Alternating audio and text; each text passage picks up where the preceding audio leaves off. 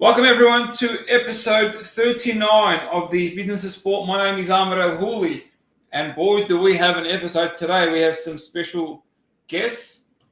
Obviously, my co-host, Mr. Rob Yale, as he does every single week. Welcome to the show, Rob.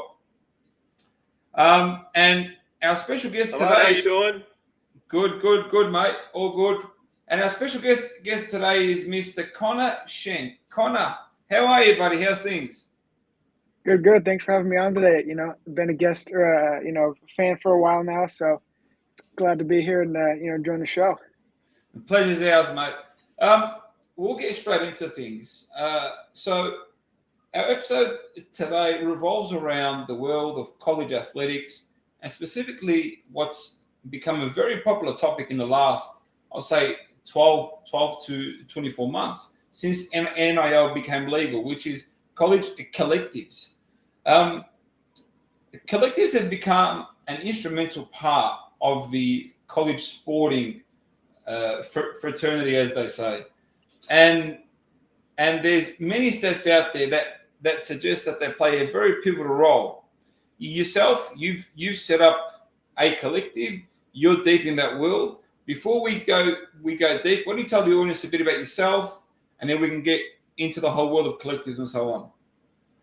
Yeah, so thanks again for having me on. I am the general manager, I guess, and creator of the KnightsTable Collective, a collective for Southern Virginia University athletes. It's a Division III school, obviously in the Southern Virginia Roanoke area. If you're familiar with that area, I graduated from Arizona State Sportsline Business Program in 2022 and took a great class called Sponsorships from our man here to the right, and I enjoyed the class a lot of great classes there. So now I guess I'm in the real world, you could say, grinding it out with the adults. Absolutely. So let's go into the world of collectives. Let's take a look at some stats before we dive deep into what you've set up. There's data out there that shows that roughly 80% of the dollars that are flowing through the NIL space are coming from donor-funded entities, right? Yep. We have the TCA, which is the Collective Association, will soon make up roughly half of the Power 5 schools, which is a collective of collectives. It's an association that they're all under. These numbers are very powerful, especially the first one, where we're seeing 80% of NIL dollars flowing through the system coming from collectives. Does that raise any concern to you personally? I don't think so. I think as long as it's legal and connected in a way that it's helping the athletes there. I just think the collectives are a form to help the athletes generate their name, image, and likeness. So I don't think it really matters how it kind of gets through there, if it's if the athletes are going out and getting deals themselves. I just think the collectives make it a little bit easier for the athletes. For the lesser athletes that don't have a big presence on social media, if it's a long snapper, a kicker, team-wide deals make a lot of sense to me, and helps out the athletes that don't have a big presence. Absolutely. Rob, what are your thoughts, buddy? Well, first of all, if Conner remembers correctly, we started our class. He was a student of mine, and I told him by the end of it he'd be a colleague. And here it is manifesting itself here on the podcast tonight. I'm proud of him and a lot of the students that get to come through my class that I get to follow and see them, get out there and get after it. So, one tip of the cap to you, my friend. Keep doing what you're doing. As we were talking about, before we got on tonight. The collective world is ever growing. What you're doing at the small college level is something that is great, because I think that the opportunity for all athletes in college to take advantage of this moment in time where they're still active athletes, they're relevant in their sport, they're relevant in their community, whether it's down in Southern Virginia in Roanoke, or whether they're playing D1 football in Boulder, Colorado, which seems to be the center of college football world these days, for a moment. But one of the things that I look at and have looked at, and I know we've talked about it in our class. We talk about it, on podcasts. We talk about it just by the water cooler. Is at the end of the day, the NIL as a whole. One, I think we all agree that it's deserved and it's something that athletes, should be able to take full advantage of.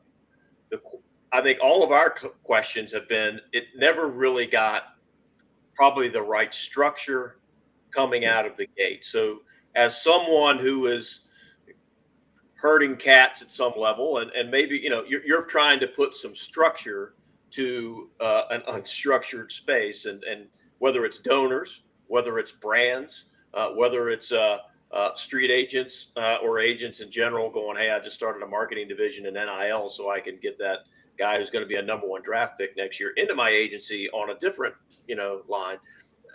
Give me some of the challenges that you are seeing and overcoming. Not everybody sees challenges, but I want to know, what you're doing within your collective and what you're seeing within the space that are that are solving some of the issues that athletes are confronting. And you mentioned a couple of them.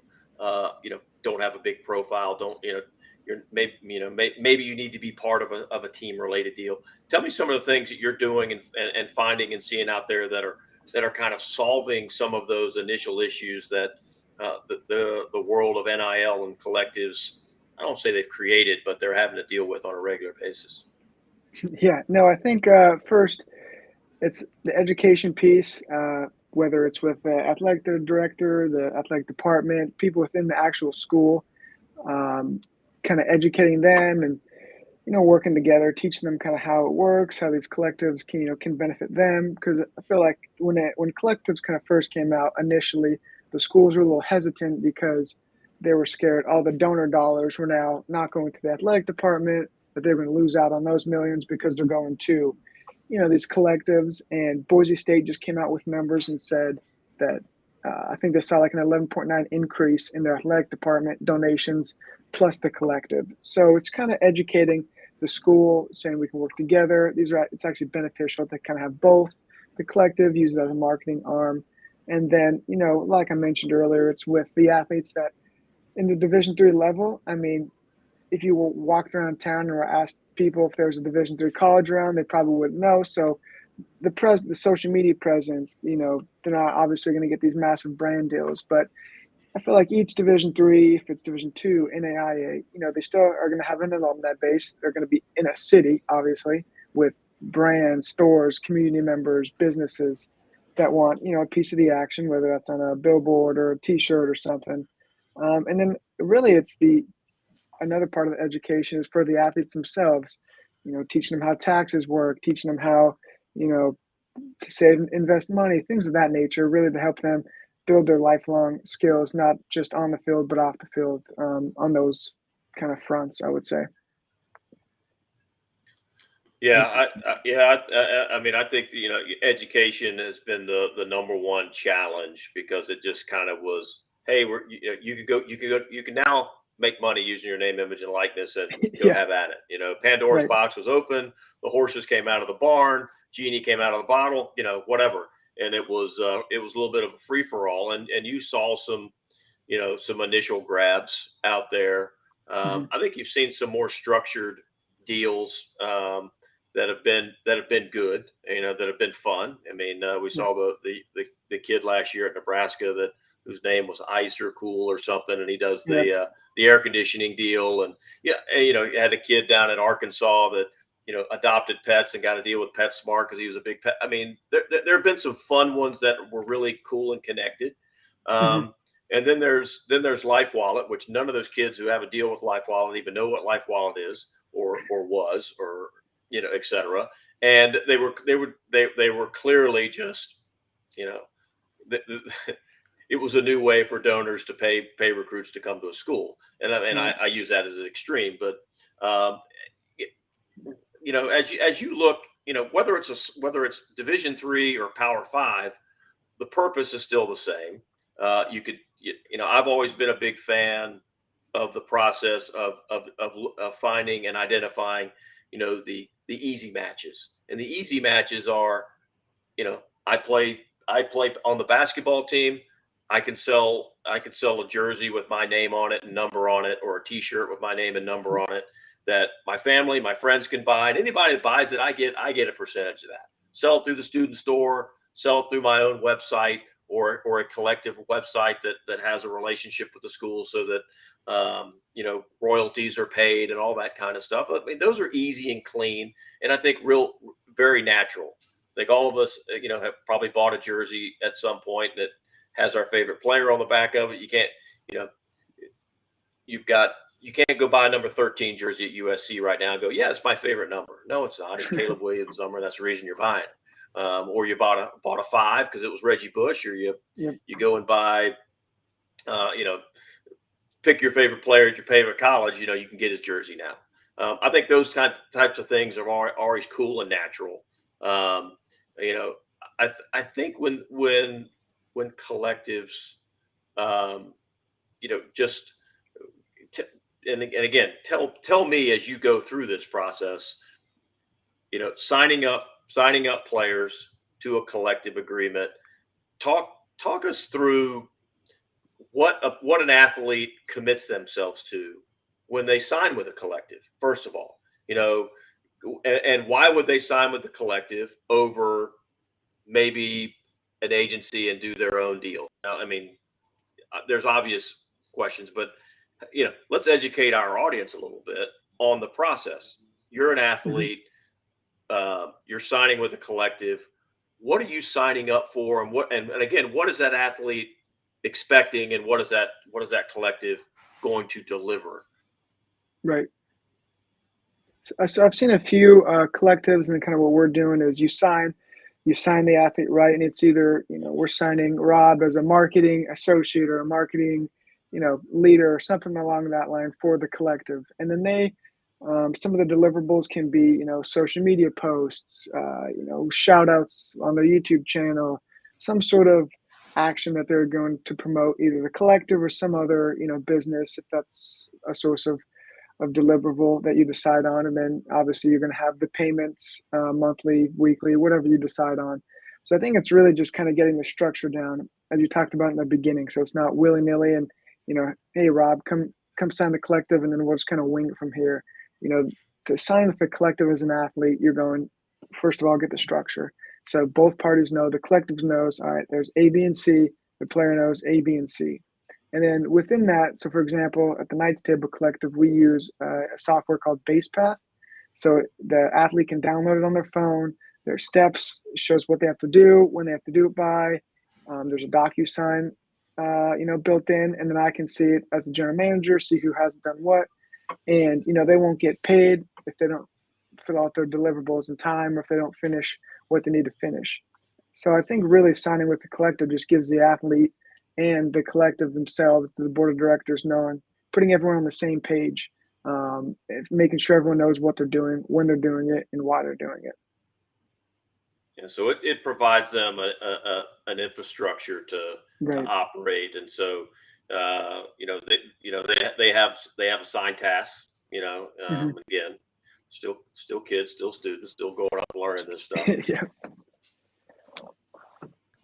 You're educating them on some of the facts of life. When you get paid for doing something, there's a guy out there called Uncle Sam that usually comes knocking for their percentage. And we've unfortunately seen quite a few athletes get some 6-figure NIL deals and kind of forgot that they don't get to keep all 6 figures, that Uncle Sam's going to want his shake.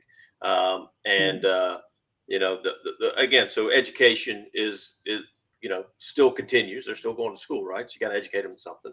And look, at the end of the day, I think one of the things that I've always felt was very valuable about this process is, is the accountability and working with, whether it's an organization, in some cases a brand. Hey, we've got XYZ, company is a sponsor of the collective. As part of your agreement, we're sending 10 athletes to, their company picnic, and we're going to be signing autographs, taking pictures with babies, all that kind of stuff. But understanding, some of the, you use, the deliverables, the commitments, the accountability that comes with a job, whether it's a marketing deal.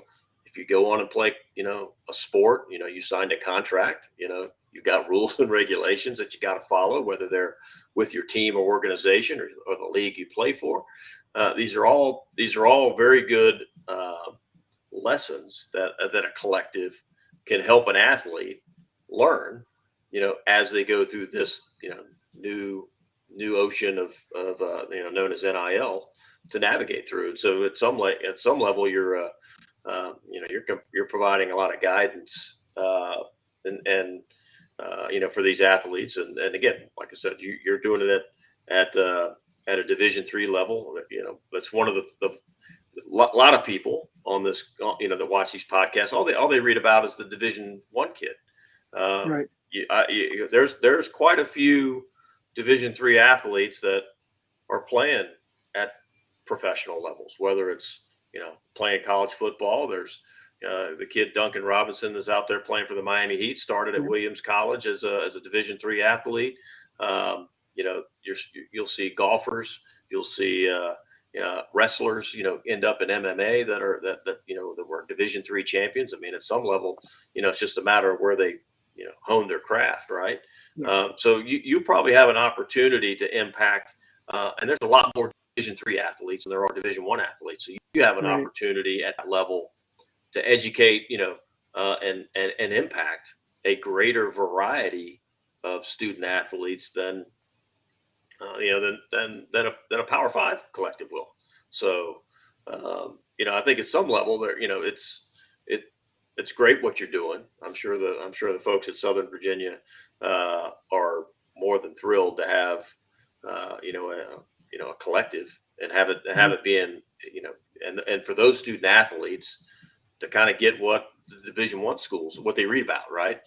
Exactly. So I'm curious, from a response standpoint or from a participation standpoint, with your Knights Collective, what's your percentage of athletes that are participating in your collective right now?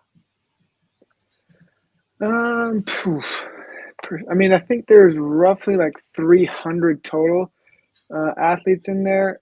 So we started with the kind of in-season sports in this fall semester. So your footballs, your volleyballs, your soccers. We're kind of trying to work and start with them first. So percentage is hard. I mean, it's like I said, it's so new that even a lot of the student athletes, they weren't.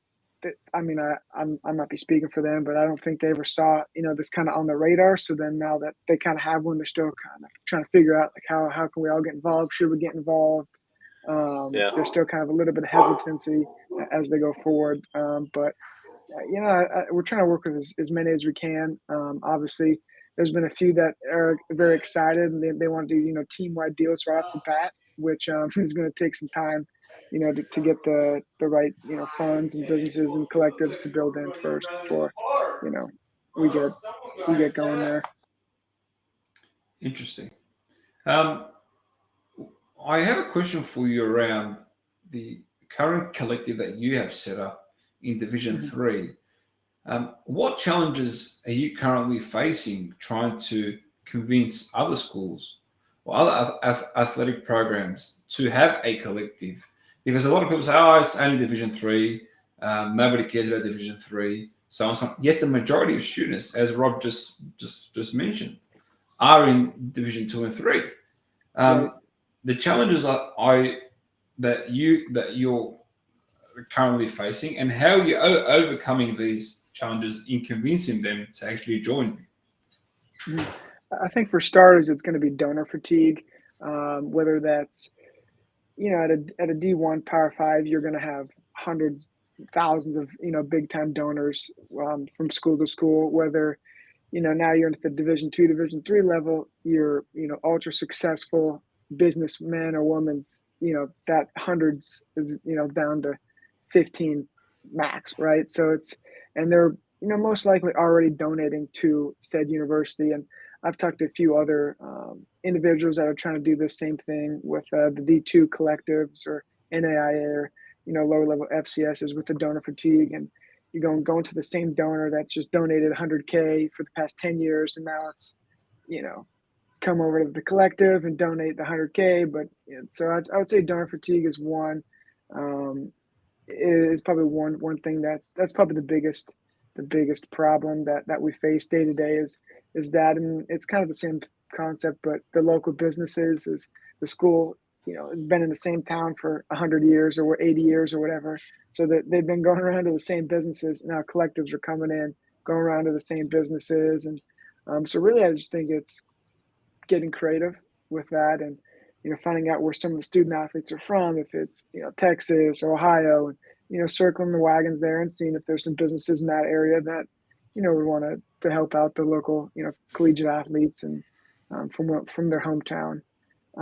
So I think it's really just the donor fatigue and the business fatigue is some of the bigger problems that smaller school collectives face. But, as we said, the majority of collegiate athletes come from D3 and the D2 level.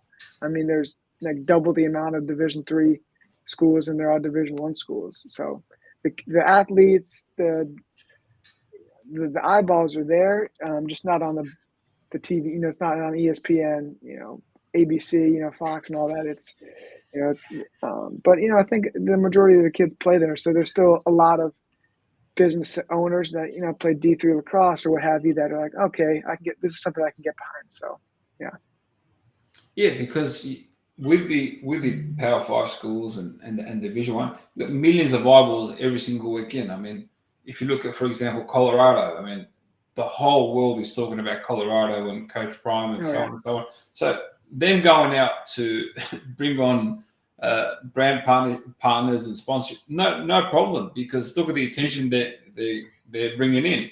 But these low level, and I don't mean this with any disrespect, but these lower division schools, unfortunately, they don't have that attention. So that creativity sort of determines how far you can go with them.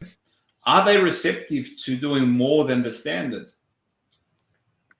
I think they're getting there. I would say they're still a little hesitant. Like I said, I think it's really the donor fatigue. I know I've kind of been harping on this, but that's really their hold up there as far as their receptiveness, being receptive to this and that, because, essentially the collectives can be a marketing arm for the university. For example, I've seen a lot of, collectives start their own podcast, their own show where they're interviewing the athletes. And at that point, you're just your own media company, producing content, YouTube's, podcasts, like I said, Instagram reels and things of that nature. So, I think they're coming along. I talked to a athletic director, not at Southern Virginia, but another school, and they were saying that the Division III level is about 1.5 to 2 years behind Division I with rules, with different legislation and regulations, just because they don't have the budget, they don't have the infrastructure to miss. Whereas, Division I, or they can try a rule and, whatever it is, and they can still miss, but they can afford it because, the market cap is just massive for eyeballs and viewership. Whereas if Division III rolls something out and they miss, well, they're in the red, and that school might lose a sport because of that. So I think as the collectives and the NIL sector continues to push forward now, we're 24 months to really digging into this. That this is kind of this upcoming year is really when you'll see a lot more Division II, Division III schools and athletes really start to kind of hone in and figure out how to maximize the NIL sector. Awesome. Rob, over to you, buddy.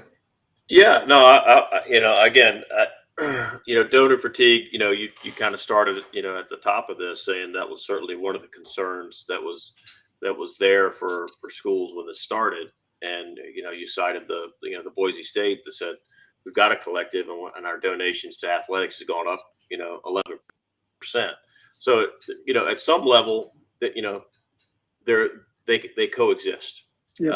And I'm curious, as you start talking to more athletic directors and schools, to kind of, that don't have collectives, have you had some conversations with ads that just simply said, we're not doing it? It's and if so, what have been their reasons? Aside from we don't want to dilute our donors, Mhm. have there been other reasons that have come up? And some of the obvious are, I don't think students should be paid, and there's probably someone out there that thinks that. But Yep. I'm curious, if you've gotten some pushback, and curious as to maybe some of the why behind any of Mhm. those. Yeah, I've talked to a bunch, kind of in that space, and one athletic director wasn't super interested in it because they were hesitant that the tax implications and that what happens if they move states, and then there's going to be they didn't want their football program, basketball program to have some make it ineligible because the kid wasn't paying taxes for some activity they did, and now they're not there, and then they're getting penalized. And they were kind of forward thinking, where they were looking down the road 5-10 years, saying, can people come back and sanction us because we were Division III that started a collective? And the rules, like I said, and regulations are a little different in Division III and whatnot. So they wanted to see it proven, and they wanted a finished product. And so basically, they're just seeing, I guess, if I mess up at the KnightsTable Collective, to see if they want to go forward or not. Yeah. Okay. You're the guinea pig. Call me in Yeah, a couple I'm of the years, guinea pig. Connor, when yours is Exactly. kicking butt and making a lot of money for your collective members, and then show us how you do that. Yep. Right. Uh, Right. but I mean, did you ever have a school that just said, we're just a, you know bu- budget constraints, we're just afraid to do this, or we'll just support our athletes and let them do it? I'm sure some of them are in states that are still, like you said, legislation is still pending at this point. Hmm. Because I have a son that plays Division I sports, transferred from a school in Tennessee to Kentucky, and they have totally different sets of NIL rules. So he had to Right. go through a whole new process of you know certification, if you will, to do deals in Kentucky after being Hmm. certified for 3 years in Tennessee. I said, "You're neighboring states. Why don't you have the same stuff?" But again, we digress, right? So Yep. I'm sure those are some of the challenges that present themselves. But another kind of question, curious, is what's of the athletes you've been working with. Hmm. And this is something that Ahmad and I have chatted about both on the podcast and offline, is just seeing the you know you know the male athletes, kind of what's the nature of their deals, and how popular they are. And they tend to Hmm. be you know more product driven, I guess, as opposed to, and notoriety driven. And then you see a lot of the the female athletes that are successful with NIL, and they tend to be content driven that has nothing to do with their sport, Right. so to speak. Uh, as you deal with your student athletes, male, female, within your collective, and maybe some conversations you've had outside of it, what are you seeing? What's their initiative? What is their kind of you know desired behind this? Again, they're Livy Dunn's an anomaly, or is that kind of what every NIL athlete that's playing college athletics says? Well, that's what we're supposed to do. Or is everybody going to be and every guy like, hey, how do I get on a Dr. Pepper commercial? How do I get my Beats deal, and or Shador Sanders, and can I get what time is it? Kind of deal. So I'm just kind of and obviously it filters down, but I'm just curious, as these athletes kind of see their role models, or more importantly, what are the successful NIL programs out there, they tend to gravitate towards one of those two, especially when it's men and women. I'm, curious as to, what you're seeing when you're having conversations, talking with brands. What are brands telling you? This is what I want if I'm doing a collective deal. Right. Well, I think, I've talked to a bunch of other general managers and kind of collective people in the collective space. And for, the females, I think they're, from what I've heard and talked to, it's just they're, a little bit better than the male counterparts at creating content. I don't know if that's because, males don't really, like editing videos and making sure the lighting's right and, doing all that type of stuff. So creating your own content isn't, I guess, easy. And so I think that kind of is one of the reasons why, we see kind of the two different types of content creation and ads and business that is done for males versus females, I would say. And then as far as kind of the brands, we're working with a few right now that are trying to do the team-wide deals, like we're saying. But with a football team, you have, I don't know, 70 to 105 players, where you go to, women's volleyball, you have 12. So the brands you're working with and the budgets is going to be a little different when you go from those teams.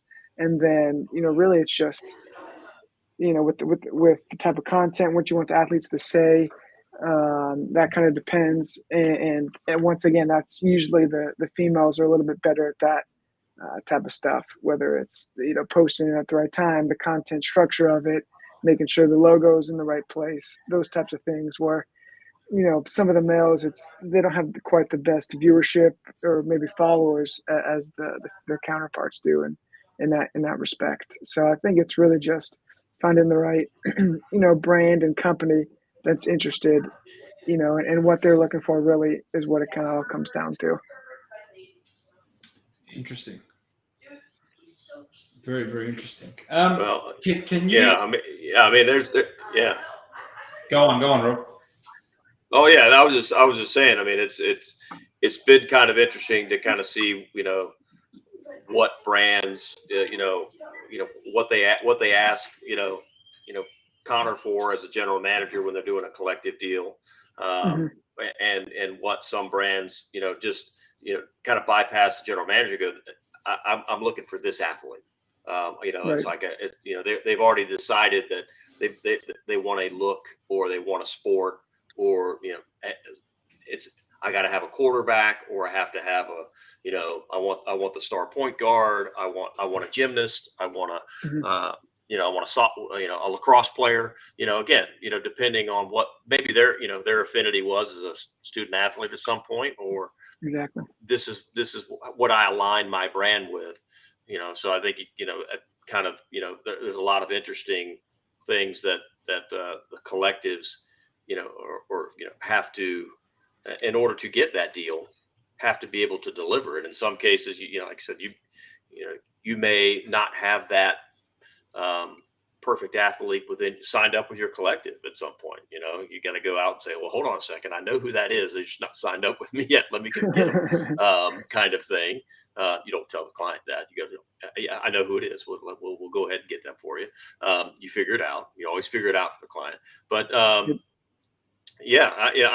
mean, I think it's been really interesting, to kind of follow the process and what you out there dealing with. I mean, have you and probably more speaking, not with the ones that you're dealing with, but just in general with collectives. This is the one thing that I always struggle with. And I'm someone that deals in valuation all the time. I'm trying to understand what we see out there, these valuation rankings. On3 does it. On3. This athlete's NIL value is 1.2 million, and they're not getting 1.2 million in collective deals or NIL deals. But they're these. As someone who lives in it and dealing with it, what is your valuation process of the athletes within your collective, and how would you advise a brand in negotiating a deal, perhaps for an athlete that is running around with a $3 million NIL valuation, and he's a rising high school senior and hasn't taken a single snap in college athletics, and yet someone's telling him he's worth $3 million in endorsements. Right. Yeah, no, that's funny. In On3, I think they're kind of one of the only. I mean, there's a few that do like the projected valuations, but they have their own formula that they've come out with, and it's I can't imagine they're using book value, whatever, or some sort of earnings multiplier that they have, or running their player through DCF, discounted cash flow, something or other. But I think as far as the valuation that we use is we just kind of go off, the type of eyeballs that we'll be able to use, whether that's off all their social media assets through the KnightsTable Collective, our social media assets, YouTube, the things of that nature. And then plus with, the newsletter, I've seen a lot of collectives kind of add those newsletter numbers in and say, we can reach 10,000, eyeballs. We can put a banner up here. We're going to have a picnic that, the local barbecue spot. So I think it's really just showing the eyeballs. And, for me, at least, that's kind of how we're running it as of now is, it's not going to be, sure Sanders with a $5.1 million valuation or whatever he's running now, so it's one of those approach. things that we talk. Yeah, it's one of the when I'm out in our class, one of our sessions is talking about the valuation model of a property, assets and intangible assets. I think the collective and NIL space has a certain level of tangible assets, and Connor's alluded to those. What an athlete or a collective's social media numbers are, and what are some of the other deliverables that are tangible that they can control. Then there's the intangibles. There are things out there that we can't control. We can't really put a number on them, but we know they're worth something. And I think the speculation in the intangible market has been quite variant. When it comes to a student athlete, certainly one that hasn't played it down, and even some of them that are as they switch schools. A player switches from one school to the other and has an NIL valuation increase 500 grand. All that does is give the reason why many of these student athletes transfer, because it's a business. It's a business decision. I'm a businessman, as they say. Or woman. The idea of sometimes for me, it's creating a narrative or creating a reason that doesn't necessarily need to be there. Because I think if collectives and NIL is done right, I think you can be successful with it in any school. But it's an unfair advantage to be able to go out there and now have a rating system that incentivizes student athletes to jump in the portal, which is a whole different conversation. And Conner, you're more than welcome to come back and talk about the transfer portal at some point, and how much of a headache that is probably for a collective. But that part of this of the college business that's been, obviously the transfer portal has been there, preceded the NIL, but now NIL is become a huge part of why they transfer. Didn't get something here, get more there, and that's one of those things that I think has been I'm not going to call it negative. It's been a challenging byproduct of the process, and hopefully there's. I'm not hopeful. I'm wishful that the NCAA would ever think of any way to control that, but they can't even enforce their own rules correctly. But that's all. We can digress. Interesting. I've got a question around the implementation of these brand deals. Can you give us a scenario or a deal that's come through and you've pushed it across multiple athletes and they've seen the benefits of that, and something that we can sort of work off so people get a clearer picture of how these deals work? So I think there's a kind of 4 or 5 ways that these deals kind of go through, whether it's some sort of appearance, whether it's a post, whether it's an autograph, shout out, and then there's kind of like an other category that it gets broken down to, whether it's a mixture of, those four or something else. So I think really it's a brand comes to the table.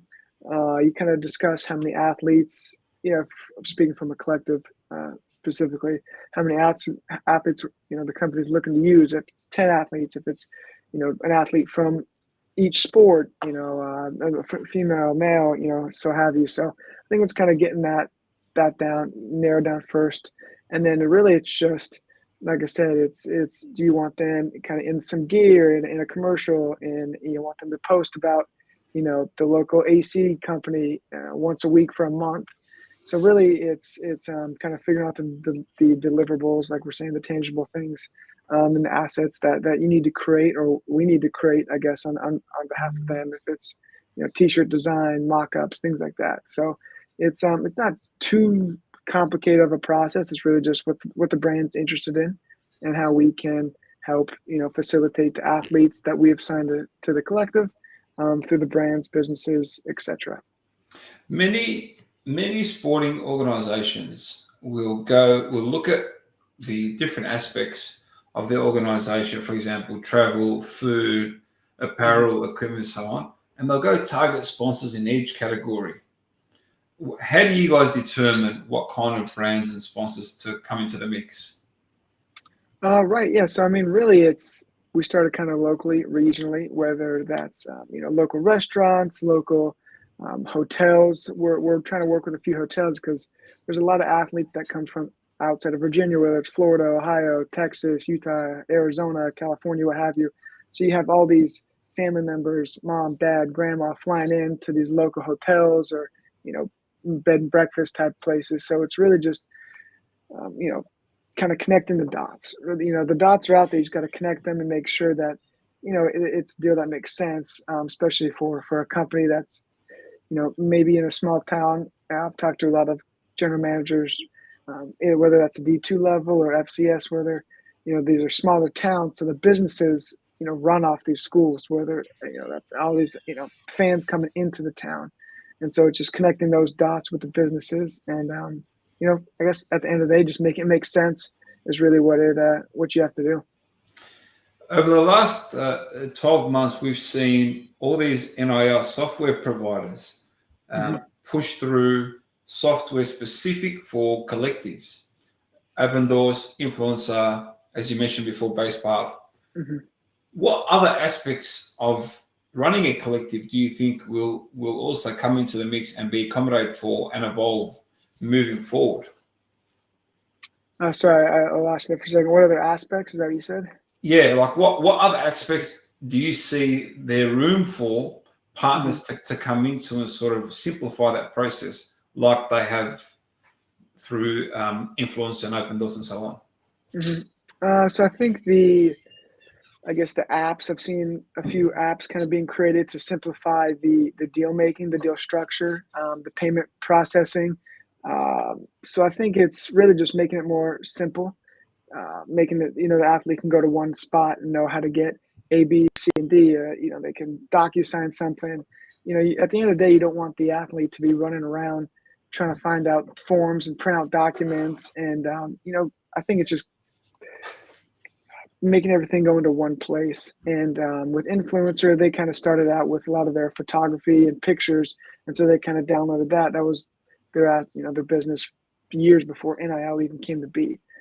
So I think there would be a possibly, all these, businesses might just merge into one, or someone might, because at this point you have collective softwares, you have marketplaces, you've got all sorts of things that, someone could really just kind of build it into one, or they could merge into one. And, that probably won't happen, but, might be out there.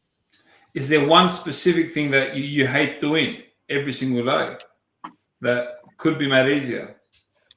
Not really. I mean, it's no.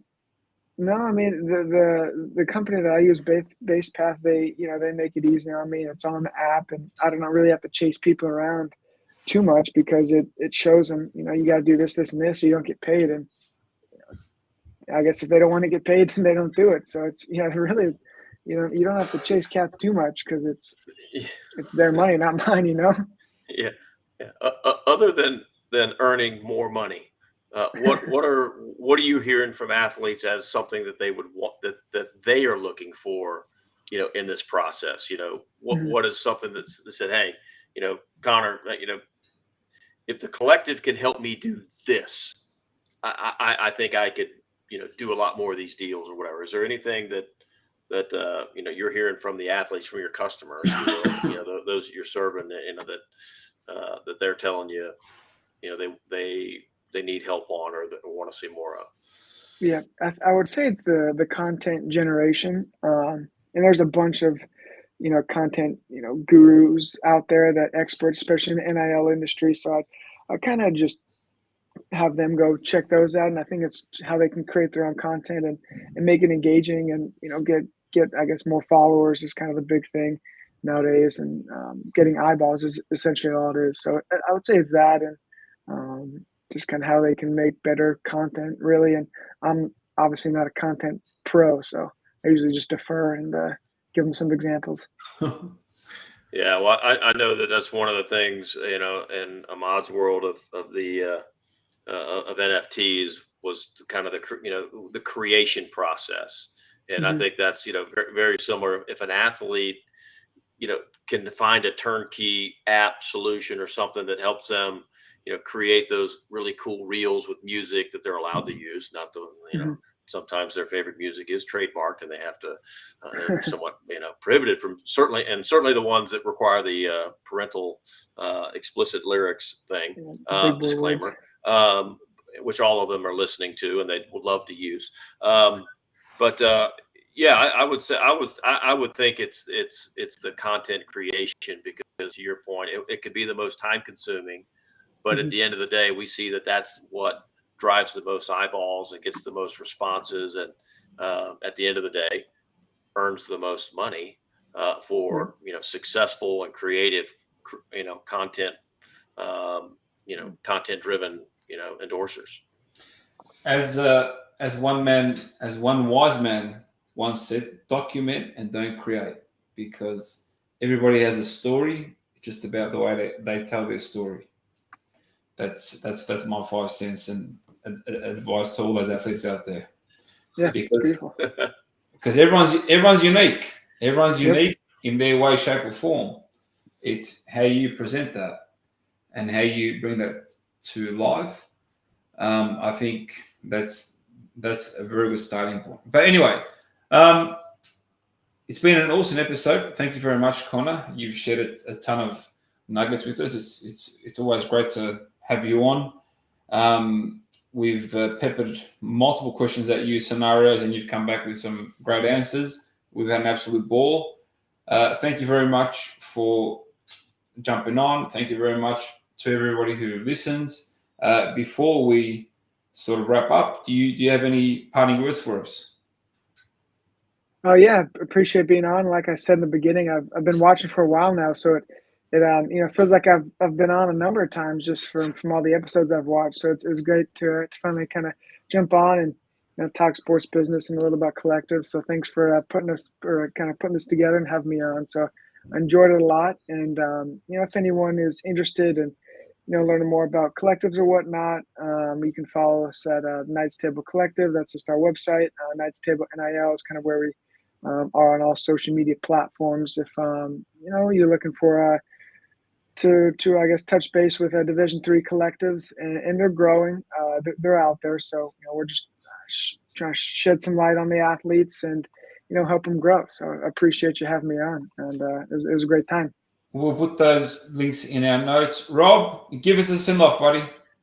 I'll give you a send off. One, Connor, thanks again for jumping on, and being a longtime listener to this podcast. I think you were one of the OGs, Yep, from yep. my early podcast. But one, appreciate your insight. I love seeing students from our program out there, making a difference, and carving their niche. So this is obviously a very growing and hot space. So glad to see one of our graduates is right there in the thick of it, making a difference. And again, uh, appreciate some of the the insight that you've shared, and hopefully it's been helpful to those that listen. And again, look forward to having you on in the future, and look forward to getting you back and come talking to our class sometimes and tell them what it's like on the other side. Yeah, let's do it. All right, everyone. Thank you very much. All Take right. care, everyone. We'll catch you all next week. Peace. Ciao. See you. See you.